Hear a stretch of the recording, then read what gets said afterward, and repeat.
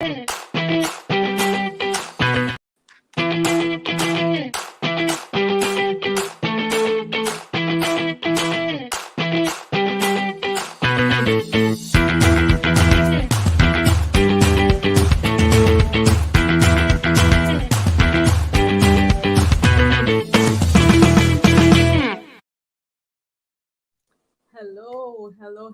We are so excited to have you joining us today for Lunchtime with Dr. Nadine and our very special guest, Alicia Alexander.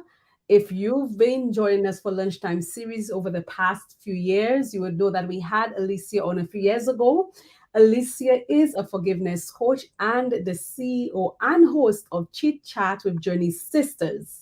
She's also the founder of She Forgave. That's a movement that she started since she went through the speaker mentorship program, and she draws inspiration from her triumph over being a victim of sexual abuse as a child. And now she uses her voice to encourage her audience to discover their voice, to regain their confidence, and learn how giving forgiveness can free them. Her story is a powerful story. And one of the latest things that Alicia did was to relaunch the F word, being forgiveness. And so, Alicia, we are so excited to have you with us today. I am excited to be here, Miss Collins, and thank you so much again for having me. I am Alicia Alexander, and I don't even know if I need to add anything else to that because you said it all. I am CEO of Chit Chat with the Journey Sisters. I took your mentorship program, your speaker mentorship program. I am a forgiveness coach. I am a mother. I am a child of God, and I'm a thriver. Awesome. And it's excited being here.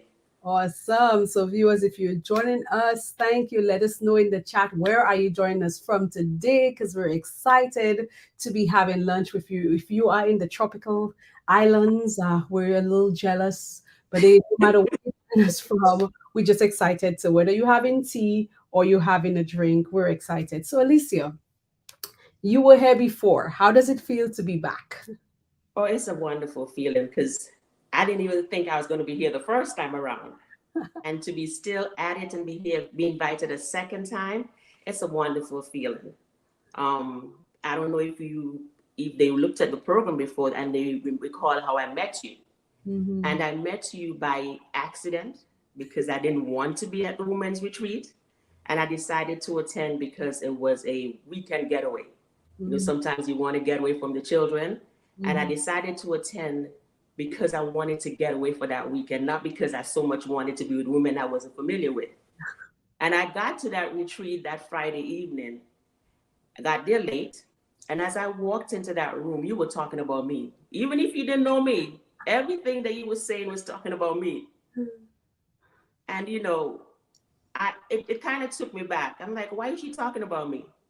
I decided to attend the following morning, and you were still talking about me. Mm-hmm. But the beauty about it is that you didn't even know me. Mm-hmm. And I decided that if after the break, because we had a break that day, you were still talking to me, I was going to have a conversation with you. I don't know what it was going to be about, because I was going to tell you, stop talking about me. I don't know who told you something about me, but everything you said had to do with me. And it so happened that that conversation, I found myself telling a complete stranger everything, practically everything that took place with me that I've been holding for so long.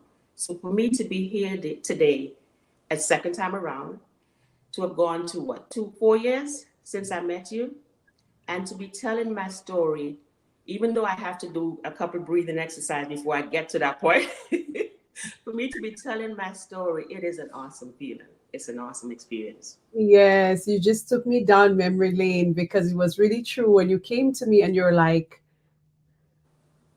something happened to me over 30 years ago. I'm ready to tell my story and I need you to help me. And I was like, what? Because, you know, I just was taken aback with just how bold you were about and sharing, you know, something that you had kept for all of these years. We did speak about it before. I mentioned it in your bio. But I believe that you, the Alicia Alexander that I met these years ago, I believe it was 2018. Yes. It's not the same woman that is in the room today. No, it's not. Because this woman whom I met back then didn't want to take photos, didn't want to be on any didn't want to be behind a screen as like in videography, was shy and all of that, even though you were very engaged in what you were doing at your church, but you didn't want to be in the front. But when I introduced you today, I talk about the fact that you are the CEO and you launched your own show that you actually have, I believe, once a month. And so there's a big transition that happened after you left the speaker program. You came on here, but a lot of things have been going on throughout these past few years, but your message is still the same. So, Yes. talk to us a little bit about what has been happening with you since you went through the speaker program. How has it empowered you to be doing what you're doing right now? After going through the speaker mentorship program, I came to you to tell you my story because you were talking about living up on purpose and, along that line. And I wanted to tell the story, but I did not want to speak. I didn't want to be a speaker because that's not me, like you said, being shy and reserved and everything. But after completing the program, the fact that it was so well compact, you held me accountable. You narrowed down, you brought a topic into exactly what I wanted to speak about because my topics were all over the place. You told me that I was worth it. And I realized that I had a story to tell, not for bragging rights, because there's nothing bragging about, being abused, Mhm, but for the fact that I can be the voice for the voiceless. I mhm, can speak to someone who is going through the same situation that I'm going through or been through, who mhm, think that there's no hope. And so, even after I completed the program, I thought about doing motivational speaking, which you put me through, and you say, yes, go out and get these offers and speak to customers. And I did not push myself as much, but mhm. I know that you will hold me accountable. Other than me holding me accountable, I had to be accountable to someone else. Yeah. And I don't like showing up without anything empty handed. And so during the COVID year, I was sick, Mhm. and sometimes God and I fall out. Like I haven't spoken to him in the last 2 weeks. We are on a love hate relationship right now on my end. Yeah. He don't hate me, but we go back and forth. And during COVID, when I got ill, I had an argument with him, and I'm Mhm, like, why are you putting me through this? You did not bring me this far to mhm, try and snatch me now. There is something else that you want me to do. What is it that you want me to do? mhm, I told the stranger my story. I invested in myself, and now I'm laying here not really doing anything with it because I was still controlled by fear. mm, mm, Not fear of not even just standing in front of a crowd, mhm, but fear of even presenting my story that my family can hear. What would they say? Would they support? Would they? And a mm, lot of times we tend to hold ourselves back because of the naysayers. mm, And that's what I was doing. But again, during the COVID time, and I was down, and I said, Lord, what do you want me to do? And that's where Chit Chat with the Journey Sisters came mm, to life. mhm. If you get me up, we usually tell God, you get me out of this, I'm going to do this. If you get me up, I'm going to tell my story. And since I'm not getting we come out of the speaker mentorship program and we think we're going to get all, and you put your information on Facebook and you think you're going to get all these calls to go and speak. Since I cannot, or it's not happening the way I would like for it to happen, I'm going to create a platform. What Mhm, is it that you want me to do? And I gave birth to Chit Chat with the Journey Sisters. And on that program, my goal is to maintain my theme, which is forgiveness. mhm, So I invite individuals who have been through something, who mhm, is going through, but at the same time they're thrivers.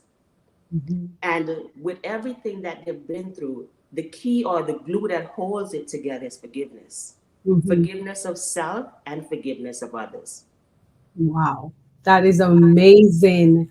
I'm really excited, and I'm excited for a few reasons. So you went to the program, you had your signature talk, we developed your different assets and so on, and that was the time now to really go out there and introduce yourself to people, and their fear visited you again. So Yeah. first fear of telling the story, now everything is put together, but it's the fear of reaching out because I remember following up with you a few times. Okay, I need you to get this X number of speaking engagements by this particular date.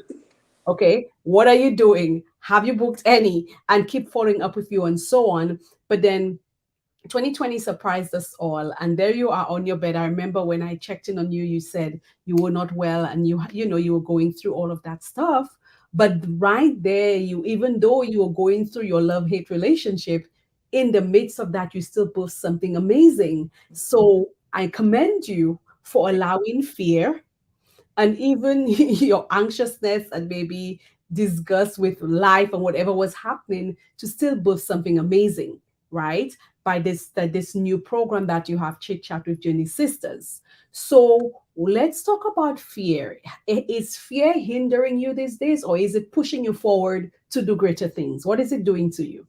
It is actually pushing me forward to do greater things, Okay. because in order for me to even tell you my story, Mm-hmm. when I met you first, I Mm-hmm. went through the process of praying and got to the point where I called my abuser and forgave him.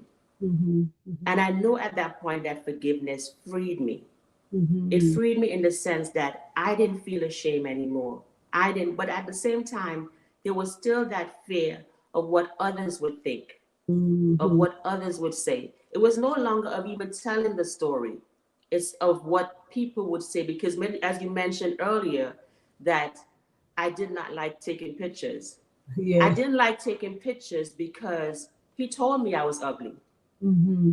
He Mm-hmm. told me I would not, the things that he said to me, and there's something that happened to you. There's a damage that happened to you when you abuse, whether it be sexual, physical, when you abuse as a child, Mm-hmm. because they make it seem as if it's the right thing. Mm, This is how he played with my mind. This is the right thing. This is the way to life. mm, And it's very difficult, even if I've gone through it, even if I'm a forgiveness coach right now, it's very difficult. It's a process, it's not an overnight thing. mhm, It's a process where you have to forgive you first. mm, And even if I forgave him, I still had to go through the process of forgiving me. Because mhm, in order to even bring this message to anybody, how can I do this and I'm standing in fear? mm. So the fear process I went through, I had to really talk to my pain. I Yeah, will pass the mirror. There are times you pass the mirror, like, okay, I look good. But I had to actually stop and look in the mirror and see myself beyond me. yes. Really talk to Alicia, Mm, saying, it's about time you live for you mm. and stop living for everybody. Wow. Wow. Listen, you just touch on a few really key points for so many of us. And one of them that I want to just pull out is the fact that we had to go through the process of forgiving yourself for something that as an innocent child you had no control over. So, was there any point in that experience where you began to think that maybe it's my fault? Oh, I thought it was my fault all along. Mm, My grandmother at the time was ill, mhm, and I used to pray, and this might sound harsh, but mhm, as a child, you don't know any different. I used to pray for her death mm. because she was in so much pain. Oh, wow. And I did not like to see her in the condition she was. And I used to pray for her to pass. Mhm, Lord, please take her. Please take her out of her pain. mhm, And at the time the abuse was happening and the things that was said to me, I thought it was punishment. I mm. was being punished. I don't understand. We go to church and they only teach you so much because as a child, you're only supposed to understand so much, Yeah. and they teach us what they want us to know. Mm, And if you don't read before or after, you're just stuck in that one verse. mercy. So they told me, I believe that if I prayed for her death, I wouldn't have to see her suffer. I wouldn't have to see the rest of my family members suffer. But at the same time I was being abused, I thought it was punishment Punishment for. because I'm praying for her death. Uh huh. So I Okay. thought I was being punished. Mm-hmm. And so I accepted it as my fault. Mm-hmm. No matter what it was me. And I And you did were not. only how old? No, I baffle with the date. I know it's I was about 7 or 8, and the reason why is because I buried a lot of the pain. Mm, I blocked a lot of it out because I did not want to deal with it. When I mhm, got to the point and understood that this was wrong, because initially to me it was okay, mhm, because I was told it was okay. I was told this is how you grew up. mhm. Wow. And so I blamed myself. It was my fault. When I really did understand what was taking place, I blamed myself. It was Mhm, my fault. mhm, Everything that happened. And even going into high school and going into college, if I messed up or anything, it was always my fault. mhm, To the point that I didn't even want to try. I mhm, did it because if I didn't do what I needed to do, I was be held accountable. There mhm, were consequences. But it was always my fault. And I found myself existing and not living. mhm, mhm. Wow, you went real deep there for us. And I think, just for the sake of our viewers, I know there are so many people out there who sometimes would be going through stuff and they are the victims. And a lot of times we go through. So I can't even imagine, as a 7 or 8 year old girl, being abused and at the same time going through this process. Granny's dying. I am going through this. I'm feeling as if I'm being punished. But at the same time, I am thinking at some point that this was part of life, then Mm-hmm. coming to understand that this is not part of life and blaming yourself, that's a lot of emotional stuff for a 7 to 8 year old child to be carrying. And so I cannot even imagine what you're going through at that age. I can't imagine that weight because it feels so heavy for me. But then for you to have carried that for 30 something years, because I remember when we met and you spoke to me, you said you're the second person I'm telling. So you have Mm-hmm. heavy weight for 30 something years carrying something that literally had nothing to do with you. It wasn't your fault, but then you had the strength and the presence of mind at some point to seek out that person and said, you know what, I forgive you because you recognize the weight was probably too heavy for you. And Dr. Collins, I'm going to add insult to injury because when I did tell the first person, when I opened up to them and told them, the abuse took place over a number of years. And Mm-hmm. when I finally decided that this person I can say something to, this person is trustworthy, I can say something, I was blamed for it. So here I was abused again. Mm, mm, mm, And I made up my mind, you know what? I have to take care of me. If I am going to exist, mm. it's just about existing. It's not about living because I really did not see a future. Wow. It was about existing. And Hmm. I went off to college, and I didn't mention this in my bio that I have a degree in electrical engineering. Mm-hmm. And I was always fascinated by the fact that you would turn a switch on and it would light up the whole room. Right. And I went to college and studied engineering because I was fascinated by electricity. Uh-huh.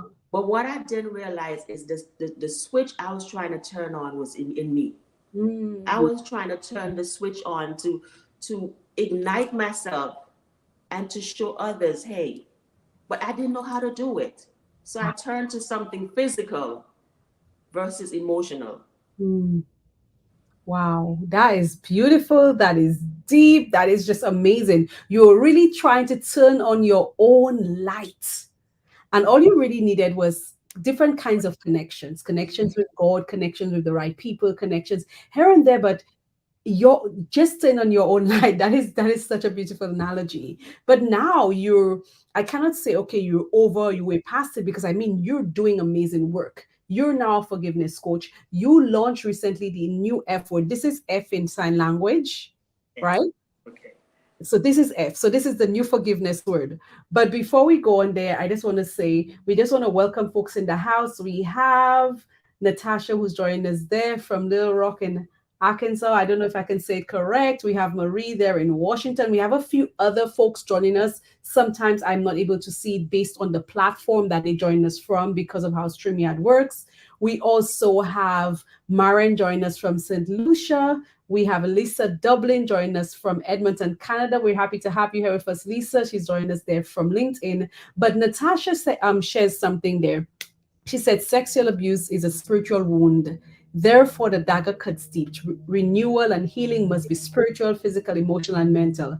Forgiveness falls under the spiritual, and it is for us more than for them. And yes, The emotional piece is difficult because we think that it's our fault. That's guilt that becomes mental illness. She loves your ministry. She prays God for it, etc. Natasha, thanks for sharing that. So you have this new Thanks. F that you've launched, which is the new F word, forgiveness, Mhm. right? Talk to us a little bit about that F word.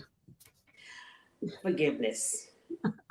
Oh, the new F. I told a friend of mine the other day, I F you. And he was like, what? I said, I forgive you.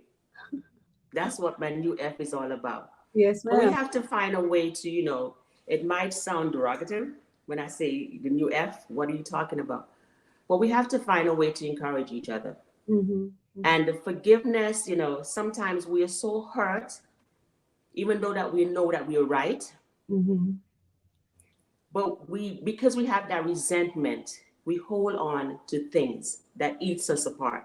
Mm-hmm. When the Bible talks about um, forgiveness, the verse that mentions forgive 70 times 7, Mm-hmm. I don't think Jesus was saying that abuse or injustice is okay to accept that. None of it is acceptable. But Mm-hmm. what he's saying, or in my interpretation, is that there should be boundaries in place.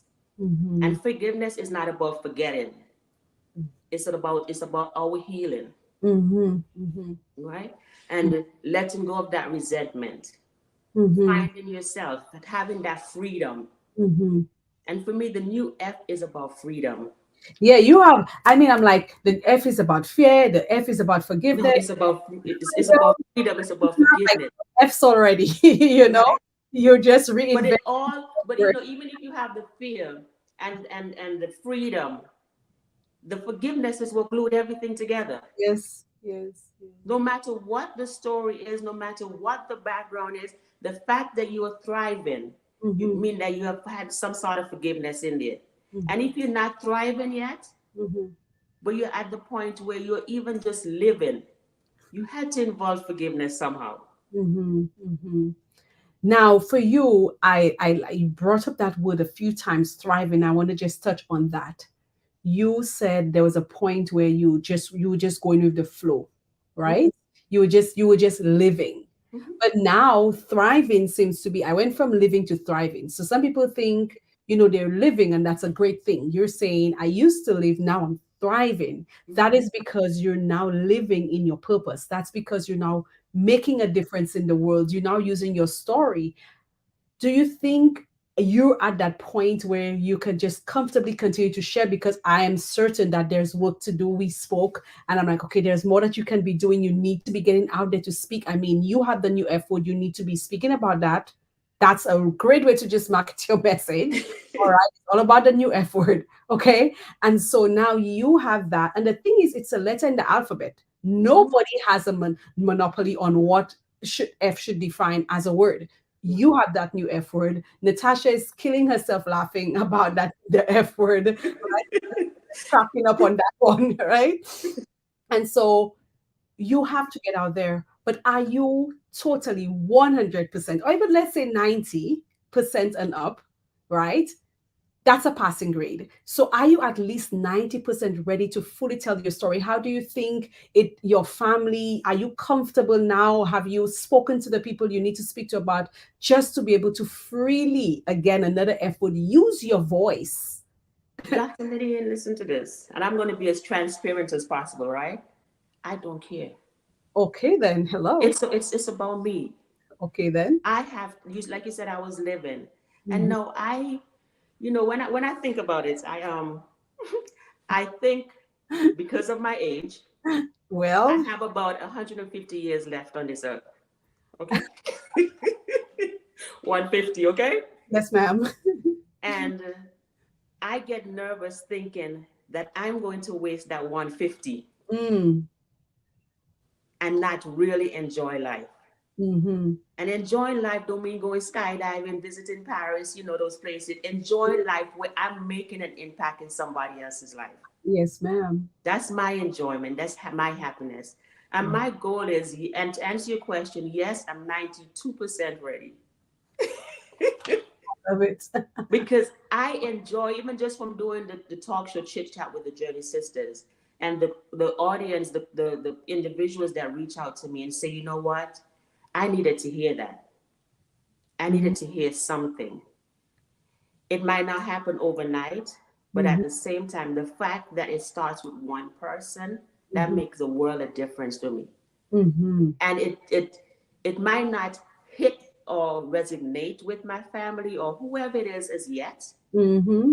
but repetition that will probably get them to say, you know what, we need to open up as well. That's We your need to story. connect as well. It's But your it's my story. story, and I am going to tell my story. And Yeah. there's no reservation in saying it. I guess after I told you, I couldn't take it back. After I put it on social media, I couldn't take it back. Mm-hmm. But I am truly ready to tell my story. I am. That's I mean, I applaud you because I have a lot of conversations with ladies all over the world. And these ladies, many of them have stories.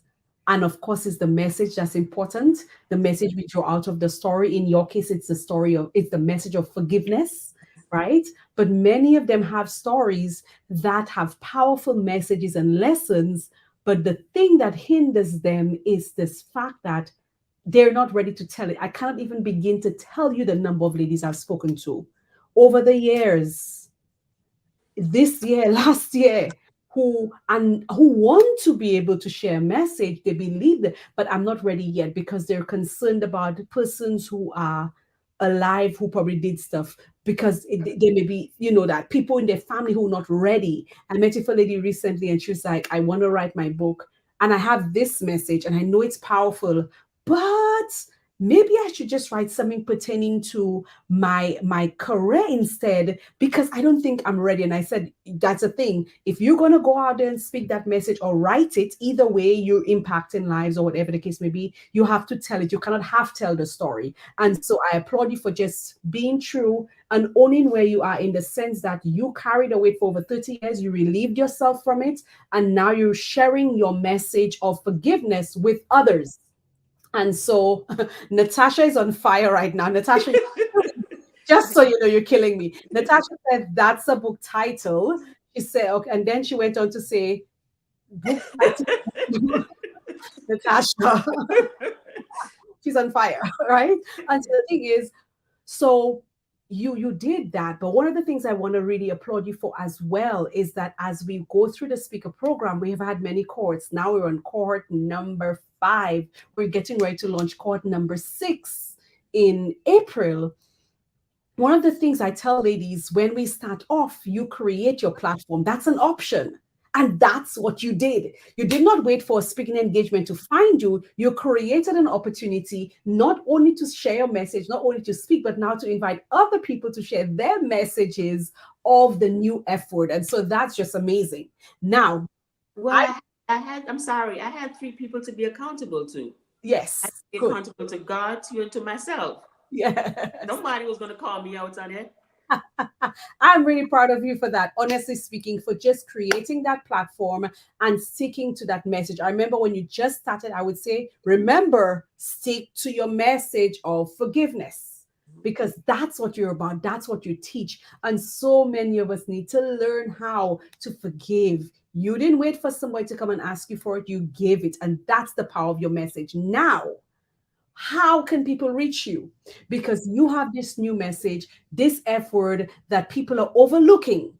And you know how that is powerful, how it could transform your life because it took you from living to thriving. It took you from being in the background, being afraid to be in front of being the host of your own talk show. Where can they find you, Alicia? Well, they can find me on Facebook as Mm-hmm. my name, Alicia Alexander, and as She Forgave. Mm-hmm. My clothing line is at Etsy, the Okay. new F. You wanna go drop the links in chat? I should have had those links. We're gonna drop them so that people can go order their stuff. Uh-huh. It's the new F, the She Forgave. And you can also reach me at, if you want to reach out to me to be a part of the She Forgave blueprint that I created, you can reach me at sheforgave@gmail.com. Awesome. That's simple and nice. She forgave She at Forgave. gmail.com. This is your forgiveness coach, Alicia Alexander, the woman who's created this new F word that's going to change lives, that's going to help free many more persons who recognize that giving forgiveness is the key and not necessarily, like getting people to ask for it. And Right. so, yeah, thank you so much. I know you took time from your busy schedule, literally, to join us for lunch today. And so we're really excited. And viewers, we are so happy that you were here with us today. We look forward to seeing you tomorrow, where we bring on another lady who's doing amazing things. And so join us. And if you want to, hire Alicia to speak at an event that you want to bring a group of persons together to really speak about the power of giving forgiveness, about the power of this new F word, you want to reach out to Alicia, sheforgave@gmail.com. God bless you guys. Bye.